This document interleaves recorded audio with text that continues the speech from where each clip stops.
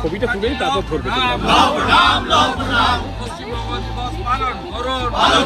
পালন করুন 1947-এর 20 জুন পশ্চিমবঙ্গের স্রষ্টা ডক্টর শ্যামাপ্রসাদ মুখার্জির প্রণাম।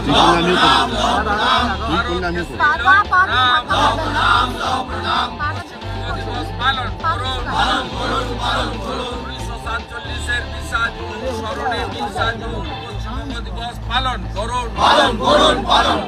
ভারত কেসরি ল প্রণাম, স্রষ্টা ল প্রণাম, ডক্টর শ্যামাপ্রসাদ মুখার্জি ল প্রণাম, ডক্টর শ্যামাপ্রসাদ মুখার্জি ল প্রণাম।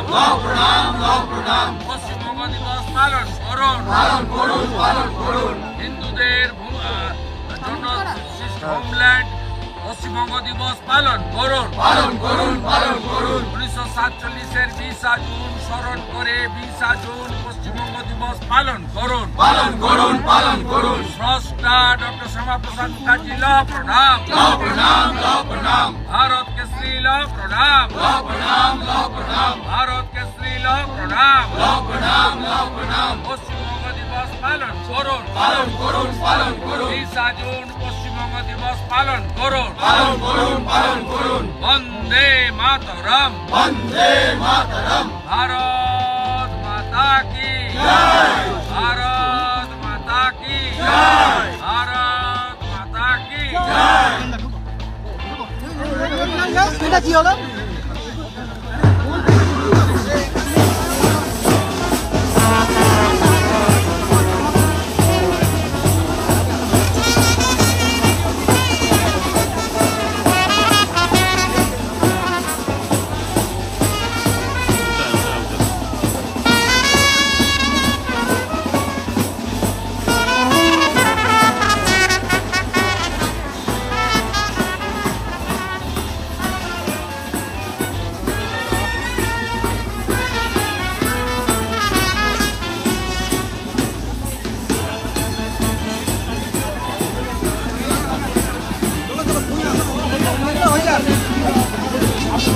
একটু লঙে রাখবো, ধরতে সুবিধা হবে।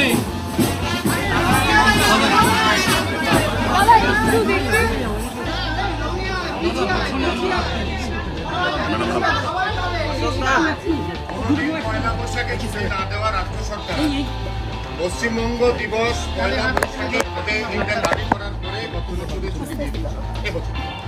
তার মধ্যে আপনারা অ্যাকচুয়ালি পশ্চিমবঙ্গ দিবসের যে ঐতিহ্য বা ইতিহাস সেটা খুঁজে বার করেছেন। এই যে পশ্চিমবঙ্গ দিবস কোনটা, এটা নিয়ে তো সাধারণ মানুষের মনের মধ্যেও একটা দোকান তার জন্য আপনাকে কারোর ভাষণ, বক্তৃতা, সাংবাদিক সম্মেলন শোনার তো দরকার। আইনসভা, পশ্চিমবঙ্গ বিধানসভা, তার যে রেকর্ড আছে সেখানেই সব পেয়ে গেছে। 1947-এর 20 জুন পশ্চিমবঙ্গ বিধানসভায় আজকের দিনে তদানীন্তন পূর্ব পাকিস্তান, আজকের বাংলাদেশ, ওখানে থাকবো না আমরা আলাদা হব, এই প্রস্তাব এসেছিল। এই প্রস্তাবে বলা হয়েছিল যে হিন্দু সংখ্যাগরিষ্ঠ এই বঙ্গের এই পশ্চিম দিকটা, মানে পশ্চিমবঙ্গ, এর জন্য আলাদা প্রদেশ তৈরি করে ভারত ভুক্তি করা। এই প্রস্তাবের পক্ষে, এই প্রস্তাবের মুভার ছিলেন ভারত কেসরি ডক্টর শ্যামাপ্রসাদ মুখার্জি, এবং এই প্রস্তাবের পক্ষে ভোট পড়েছিল 58। এবং আমরা তো ইতিহাস বিকৃতি করি না, এই 58 জনের মধ্যে প্রাক্তন মুখ্যমন্ত্রী বামপন্থী নেতা জ্যোতি বসুও ছিলেন। আমরা ভারতীয় জনতা পার্টি আদর্শগতভাবে কমিউনিস্টদের বিরোধী, আমরা কখনোই বলি না যে জ্যোতিবাবু আমাদের ভারত মুক্তির পক্ষে ভোট দেন।